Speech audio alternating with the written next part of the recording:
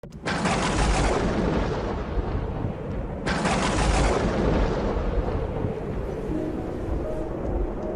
ce temps-là, Jésus disait à ses disciples, « Ne vous faites pas de trésors sur la terre, là où les mythes et les vers les dévorent, où les voleurs percent les murs pour voler, mais faites-vous des trésors dans le ciel, là où il n'y a pas de mythes ni de vers qui dévorent, pas de voleurs qui percent les murs pour voler.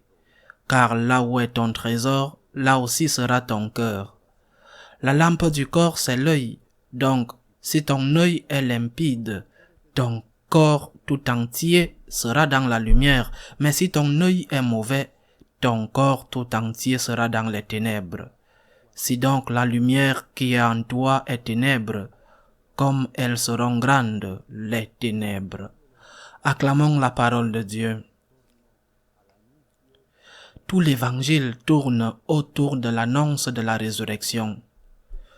Tout a un sens à cause de cela, tout. La bonne nouvelle, c'est ce que signifie le mot évangile. La bonne nouvelle, c'est qu'il y a vie éternelle. La bonne nouvelle, c'est que Dieu nous aime et nous a ouvert les portes du ciel.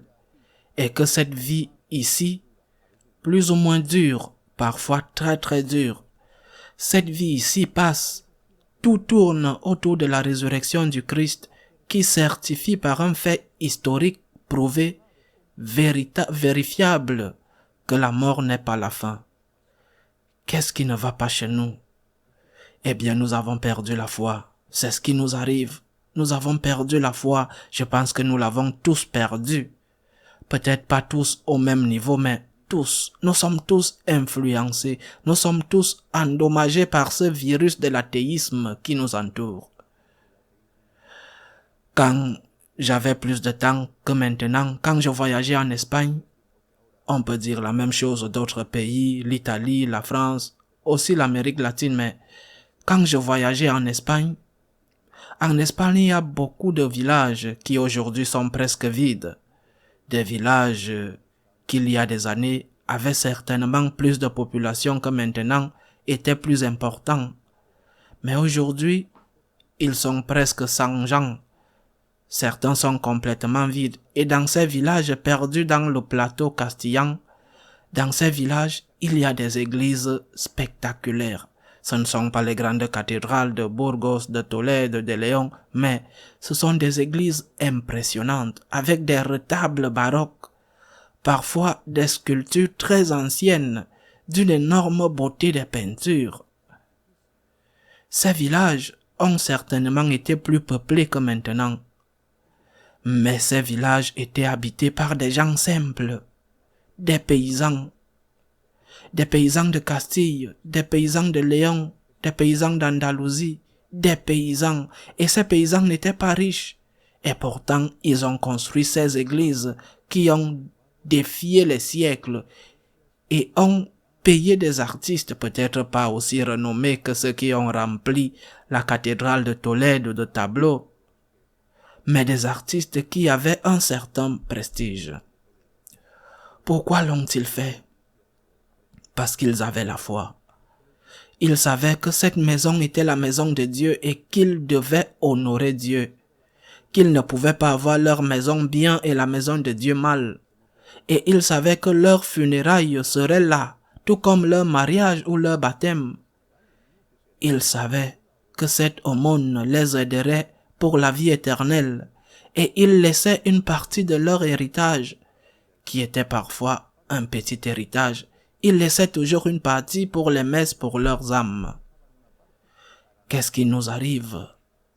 Cet athéisme féroce qui nous a infectés avec ce virus pire, bien pire que celui du Covid, qui a pris nos âmes et nous a laissés dans la pratique comme si nous étions athées.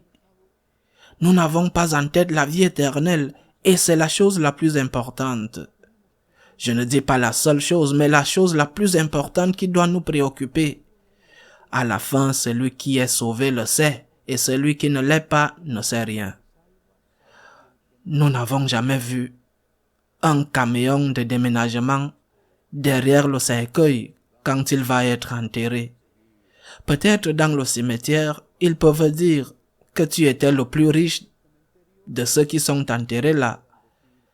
Mais à la fin, tu es poussière. Et à la poussière, tu retourneras. C'est pourquoi, parce que nous croyons en la vie éternelle, nous devons garder à l'esprit que nous devons garder les meilleurs biens pour le ciel, non pas en achetant des choses, mais avec la charité. C'est Saint Pierre qui dit dans sa lettre, la charité, l'aumône, dit Saint Pierre, l'aumône couvre la multitude des péchés.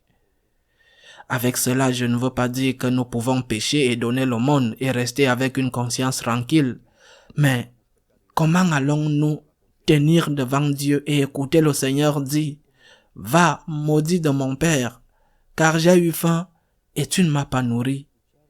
Va, maudit de mon Père, j'ai eu faim et tu ne m'as pas donné à manger. Nu et tu ne m'as pas vêtu. En prison et tu n'es pas venu me voir. Seul et tu ne m'as pas accompagné. Va, maudit de mon Père. » Comment allons-nous écouter cela?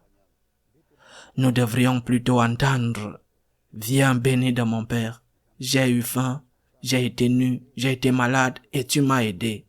Tu as été patient avec moi, tu m'as pardonné, viens béni de mon Père. » Mais qui croit en la vie éternelle? Si nous croyions, si nous avions la foi comme un grain de moutarde, notre approche de la vie serait différente. Bien sûr, nous devons vivre ici et nous devons manger, nous devons nous habiller, nous devons vivre dans une maison décente. Tout cela demande des efforts et il y a des gens qui ne peuvent pas aider les autres parce qu'ils ont besoin d'aide eux-mêmes, bien que nous puissions toujours aider avec notre prière. Mais tous les gens sont-ils aussi pauvres? Vraiment, devant Dieu, nous ne pouvons pas faire plus pour les autres que ce que nous faisons. C'est devant Dieu, ce n'est pas devant le prêtre ou devant quelqu'un qui te voit, c'est devant Dieu. Si tu as la conscience tranquille, le jour de ta mort, tu auras la conscience tranquille. Mais si tu as détourné le regard quand quelqu'un t'a demandé de l'aide, le Seigneur te demandera des comptes. Ne te fais pas des trésors sur la terre, dit Jésus, où les voleurs les dérobent, mais fais-toi des trésors dans le ciel. Ils ne passeront jamais. Loué soit Jésus-Christ.